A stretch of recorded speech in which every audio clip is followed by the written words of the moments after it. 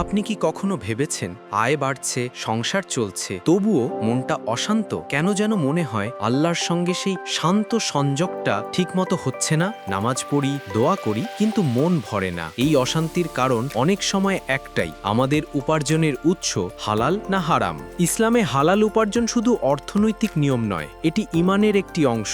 হালাল রিজিক মানে পবিত্র রিজিক, যেটি শরীয়তের অনুমোদিত পথে অর্জিত। রাসূলুল্লাহ সাল্লাল্লাহু আলাইহি ওয়াসাল্লাম বলেছেন, এক ব্যক্তি দীর্ঘ সফর করে, ধুলোবালিতে ভরা, হাত তুলে দোয়া করে, কিন্তু তার খাবার হারাম, পানীয় হারাম, পোশাক হারাম, তার দোয়া কিভাবে কবুল হবে? সহিহ মুসলিম। ভাবুন, আমরা কত ইবাদত করি, কিন্তু যদি আমাদের উপার্জনই পবিত্র না হয়, তবে সেই ইবাদত কতটা গ্রহণযোগ্য হবে? হালাল আয় মানে বরকত। অল্প টাকাতেও কাজ হয়ে যায়, মনে শান্তি থাকে, ঘরে সুখ থাকে। আর হারাম আয়, টাকা অনেক কিন্তু বরকত নেই, পরিবারে ঝগড়া, মন ভার, জীবনে এক ধরনের ফাঁকা অনুভূতি।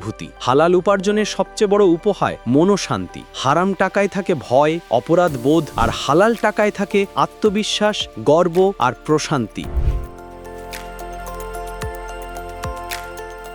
বন্ধুরা, হালাল আয় শুধু নিজের জীবনের নয়, সমাজেরও ভিত্তি গড়ে। যখন একজন ব্যবসায়ী সৎ পথে ব্যবসা করে, তখন সমাজে বিশ্বাস জন্মায়। ঘুষ, জালিয়াতি, প্রতারণা এগুলো হারিয়ে যায়। কুরআনে আল্লাহ তাআলা বলেন, তোমরা একে অপরের সম্পদ অন্যায়ভাবে ভোগ করো না। সূরা আল বাকারা 188। অর্থাৎ অন্যের অধিকার ক্ষুণ্ণ করে আয় করা মানেই আল্লাহর অবাধ্যতা। হালাল উপার্জন মানুষকে উদার করে তোলে। সে জানে এই সম্পদ পবিত্র, তাই যাকাত, সদকা, দান এসব করতে দ্বিধা থাকে না। ফলাফল, সমাজে দারিদ্র্য কমে, সহানুভূতি বাড়ে, একে অপরের পাশে দাঁড়ানোর সংস্কৃতি তৈরি হয়। আর একটা বিষয়, পরিবার। একটি পরিবারে হালাল আয়ের প্রভাব অবিশ্বাস্য। যখন রিজিক হালাল পথে আসে, তখন সন্তানরা সৎ পথে বেড়ে ওঠে, দাম্পত্যে ভালোবাসা থাকে, ঘরে শান্তি নেমে আসে। অন্যদিকে হারাম আয়ে গড়া বিলাসিতা হয়তো চোখে ঝলক আনে, কিন্তু মনে আনে অন্ধকার।